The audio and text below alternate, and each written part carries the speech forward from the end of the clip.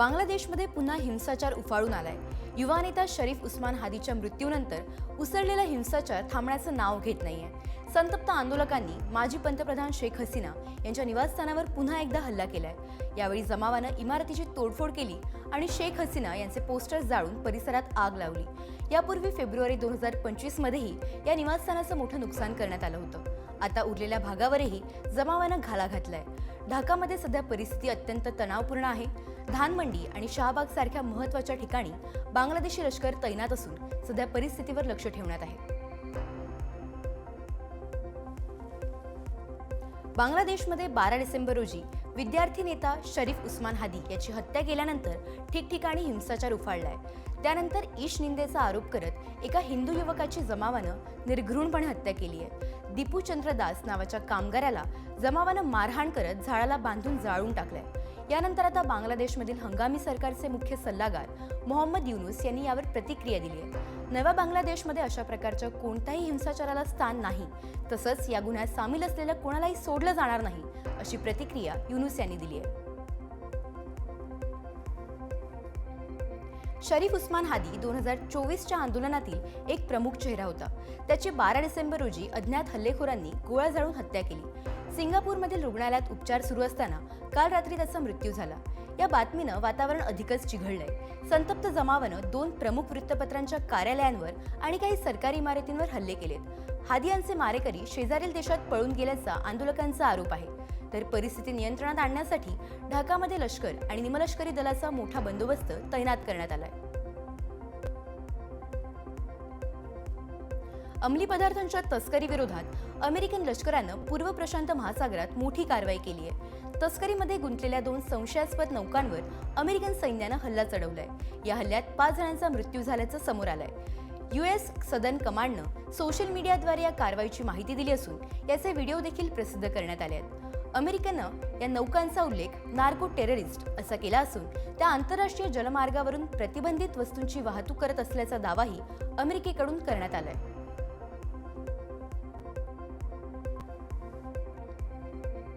पाकिस्तानची अर्थव्यवस्था आधीच डबघाईला आलेली आहे। मात्र आंतरराष्ट्रीय नाणेनिधीनं अनेकदा कर्जाच्या माध्यमातून पाकिस्तानला मदत केली आहे। याच दरम्यान एक महत्त्वाची माहिती समोर येते। पाकिस्तान सरकारनं गर्भनिरोधक औषधं स्वस्त करण्याची योजना आखली होती। मात्र गर्भनिरोधक औषधांवरील 18% GST कमी करण्याची पाकिस्तान सरकारची मागणी आता IMFनं फेटाळून लावली आहे। गर्भनिरोधक औषधांवरील GST कमी करण्यास IMFनं पाकिस्तानला स्पष्ट नकार दिलाय। अमेरिकेचे राष्ट्राध्यक्ष डोनाल्ड ट्रम्प यांनी वॉरियर डिव्हिडंड जाहीर केलाय।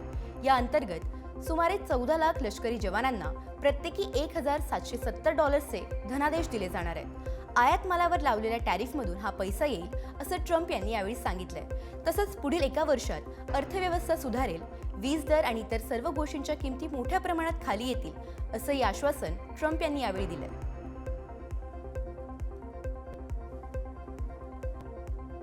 अमेरिकेनं एक मोठा निर्णय घेतलाय।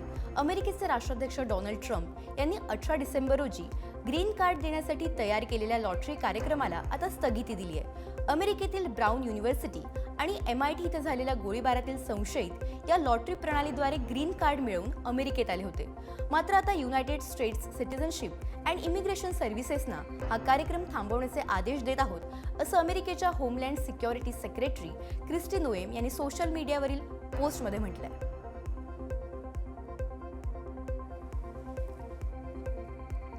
रशियाचे राष्ट्राध्यक्ष व्लादिमीर पुतीन यांनी आज वार्षिक ऑनलाईन पत्रकार परिषद घेतली। यावेळी पुतीन यांनी 2025 मधील सरकारच्या कामकाजावर आणि देशाशी संबंधित मोठ्या मुद्द्यांवर आपलं मत मांडलं। रशिया शांततेच्या मार्गाने युद्ध संपवण्यास तयार आहे, मात्र युक्रेनला नाटोमध्ये सामील होण्याचा हट्ट सोडावा लागेल असं यावेळी पुतीन म्हणाले। तर युरोपीय संघ चोरी नव्हे तर दरोडा घालतोय, चोरी लपून छपून होते, हे सर्व उघडपणे होतंय, पण रशिया आपली मालमत्ता परत मिळवूनच राहील असा विश्वासही यावेळी पुतीन यांनी व्यक्त केलाय। अमेरिकेनं युद्धबंदीचा जो पहिला करार रशिया आणि युक्रेनला दिला होता तो करार रशियानं मान्य असल्याचं म्हटलंय। मात्र त्या प्रस्तावाला युक्रेननं विरोध दर्शवलाय। युक्रेन संकटावर तोडगा काढण्याचा प्रयत्न करण्यासाठी रशियन आणि अमेरिकन प्रतिनिधी पुन्हा एकदा भेटणार आहेत। ही बैठक फ्लोरिडा राज्यातील मियामी शहरात होणार आहे। अमेरिकन शिष्टमंडळाचं नेतृत्व विशेष दूत स्टीव्ह विटकॉफ आणि ट्रम्प यांचे जावई जेरेड कुशनर करतील, तर रशियन बाजूचं नेतृत्व किरिल दिमित्रीव करण्याची शक्यता आहे.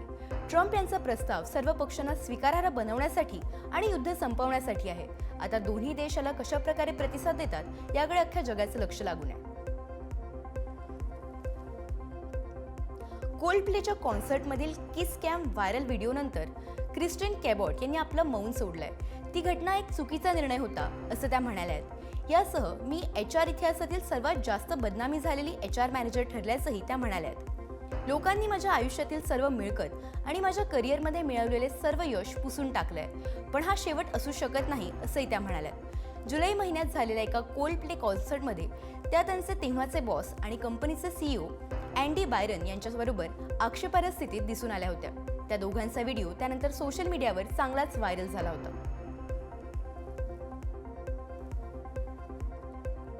अमेरिकेच्या मिशिगन राज्यातील लिव्हिंगस्टन काउंटीमध्ये एका महिलेनं आपल्या वाढदिवशी अशी इच्छा सांगितली, त्यामुळे पोलिसांनाही मोठा धक्का बसला आणि या वृद्ध महिलेची थेट तुरुंगात रवानगी करण्यात आली आहे. तिच्या वाढदिवशी तिचे बर्थडे विश काय आहे असा प्रश्न तिला विचारण्यात आला होता.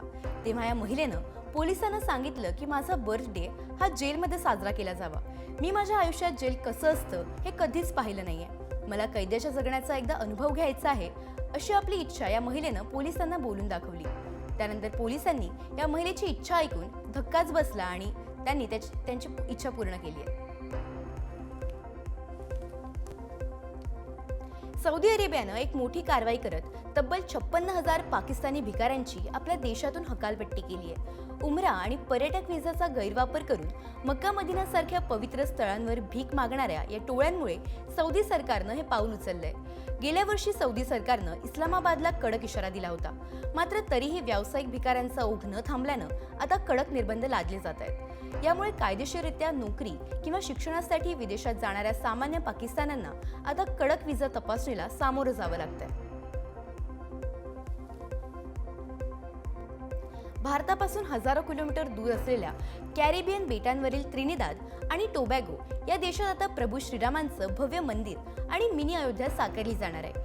अमेरिकेतील प्रसिद्ध उद्योजक आणि ओव्हरसीज फ्रेंड्स ऑफ राम मंदिर यांचे संस्थापक प्रेम भंडारी यांनी अयोध्या दौऱ्यादरम्यान ही महत्त्वाची घोषणा केली आहे. त्रिनिदाद आणि टोबॅगोची राजधानी पोर्ट ऑफ स्पेन इथं अयोध्येच्या धर्तीवर एक आध्यात्मिक केंद्रही उभारलं जाणार आहे. यामध्ये प्रभू श्रीरामाचं भव्य मंदिर हे प्रमुख आकर्षण असणार आहे.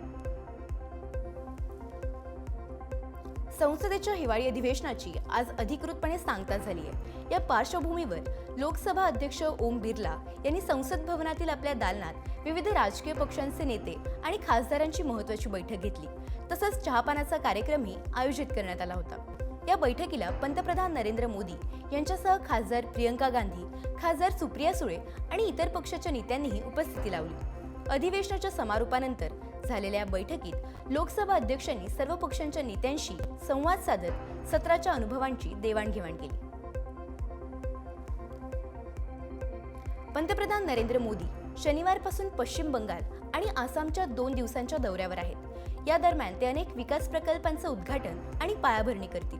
शनिवारी सकाळी पंतप्रधान पश्चिम बंगालच्या नादिया जिल्ह्यातील राणाघाट इथं 3,200 कोटी रुपयांच्या राष्ट्रीय महामार्ग प्रकल्पांची पायाभरणी आणि उद्घाटन करतील. तसंच यावेळी उपस्थितांनाही ते संबोधित करतील.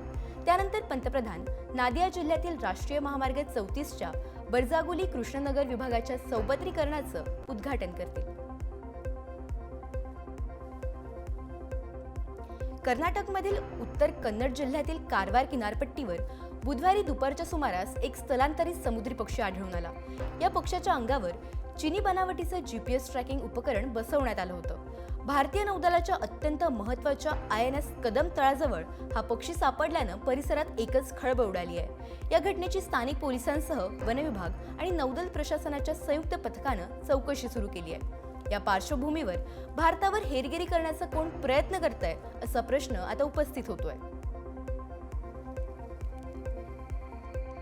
बिजापूर जिल्ह्यात सुरक्षा दल आणि माओवाद्यांमध्ये झालेल्या चकमकीत आतापर्यंत एका माओवाद्याचा मृतदेह आणि काही शस्त्र सापडले आहेत.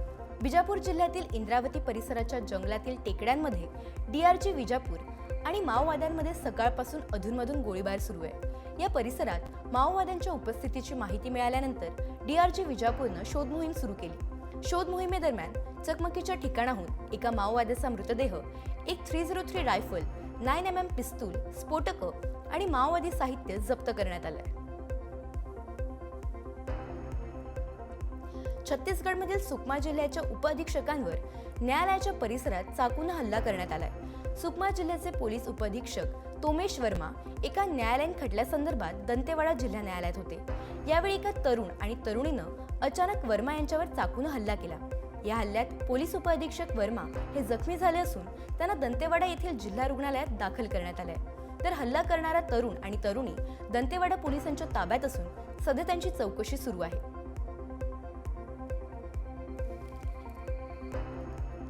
उत्तर प्रदेशच्या बहराईचमध्ये कथावाचक पुंडरीक गोस्वामी यांना पोलीस लाईनमध्ये गार्ड ऑफ ऑनर आणि सलामी देण्यात आल्याचा व्हिडिओ व्हायरल झाला होता. त्यामुळे आता मोठा वाद निर्माण झालाय. डीजीपी राजीव कृष्ण यांनी परेड ग्राउंडचा हा अनधिकृत वापर करण्यात आल्याचं म्हणत बहराईचच्या एसपींकडून स्पष्टीकरण मागवलंय. तर दुसरीकडे विरोधी पक्षांनी याला प्रशासकीय मर्यादा आणि घटनात्मक प्रोटोकॉलचं उल्लंघन असल्याचं सांगत सरकारवर प्रश्नचिन्ह उपस्थित केली आहेत. इंडियन प्रीमियर लीगचे माजी चेअरमन ललित मोदीनं विजय मल्ल्यासाठी एक आलिशान बर्थडे सेलिब्रेशनचं आयोजित केल्याचा प्रकार समोर आलाय. ललित मोदीनं सोशल मीडियावर एक्सवर कार्यक्रमाचा एक व्हिडिओ शेअर केला आणि त्यानंतर याची सर्वत्र चर्चा होते. या पोस्टमध्ये मल्ल्याचा उल्लेख किंग ऑफ गुड टाइम्स असा करण्यात आलाय. तसंच माजी मध्य सम्राट 70 वर्षांचा झाल्यानं हा क्षण एक महत्त्वाचा टप्पा आहे असे ललित मोदी म्हणालाय. तसंच विजय मल्ल्याला पुढील आयुष्यासाठी त्यांना शुभेच्छाही दिल्यात. मनी लॉन्ड्रिंग प्रकरणात ईडीनं केलेल्या छापेमारीत एका युट्यूबरकडे आलिशान कार आढळून आल्यात. तसंच या युट्यूबरनं दुबईत मालमत्ता खरेदी केली असल्याचंही समोर आलंय. ईडीच्या अधिकाऱ्यांना युट्यूबरच्या घरात लॅम्बॉर्गिनी उरुस, BMW Z4, मर्सिडीज बेन्झ आणि महिंद्रा थार यासारख्या महागड्या गाड्या आढळून आल्यात. दरम्यान ईडीनं या सगळ्या गाड्या जप्त केल्या असून अनुराग द्विवेदी असं या युट्यूबरचं नाव आहे. तो उत्तर प्रदेशमधील उन्नाव जिल्ह्यातील रहिवासी आहे आणि त्याच्यावर ऑनलाईन बेटिंग ॲपचं प्रमोशन केल्याचा आरोप आहे. पैसे घेऊन संसदेत प्रश्न विचारल्याच्या प्रकरणात सीबीआय सध्या तरी टीएमसी खासदार महुआ मोइत्रा यांच्या विरोधात आरोपपत्र दाखल करणार नसल्याची माहिती आहे. दिल्ली उच्च न्यायालयानं शुक्रवारी लोकपालांनी आरोपपत्र दाखल करण्यास दिलेली मंजुरी रद्द केली आहे. लोकपाल आणि लोकायुक्त अधिनियमच्या कलम 20 अंतर्गत 1 महिन्याच्या आत कायद्यानुसार पुन्हा निर्णय घ्यावा असे आदेश न्यायमूर्ती अनिल क्षत्रपाल आणि हरीश वैद्यनाथन शंकर यांच्या खंडपीठानं लोकपालांना दिले आहेत. बिहारमध्ये गेल्या आठवड्यापासून एका प्रकरणाची मोठी चर्चा पाहायला मिळते. मोहम्मद अथर हुसेन नामक एका 45 वर्षीय व्यक्तीला चोर समजून जमावानं बेदम मारहाण केली होती. त्यांच्यावर अत्याचारही करण्यात आला होता आणि त्यातच या व्यक्तीचा 6 दिवसांनंतर रुग्णालयात मृत्यू झाल्याचा धक्कादायक प्रकार समोर आलाय. या प्रकरणात आतापर्यंत 25 व्यक्तींविरोधात गुन्हे दाखल झाले असून 9 जणांना अटक करण्यात आली आहे. हुसेन यांच्यावर करण्यात आलेल्या या अत्याचाराची माहिती समोर आल्यानंतर आता आरोप प्रत्यारोपांच्या फैरीही पाहायला मिळतात. शौर्य पाटील आत्महत्या प्रकरणाची चौकशी करण्यासाठी एसआयटी स्थापन करण्यात आली आहे. एसीपी रमेश लांबा एसआयटीचे नेतृत्व करणार आहेत, तर डीसीपी आदित्य गौतम आणि उपनिरीक्षक रोहित कुमार हे या पथकात असतील. सुप्रिया सुळे यांच्या नेतृत्वाखालील खासदारांच्या शिष्टमंडळानं अमित शहांची भेट घेतल्यानंतर त्यांनी एसआयटी स्थापन करण्याचे निर्देश दिलेत. या शिष्टमंडळात सुप्रिया सुळेंसोबत निलेश लंके, धैर्यशील मोहिते पाटील, राजाभाऊ वाजे आणि भास्कर भगरे हे खासदार उपस्थित होते.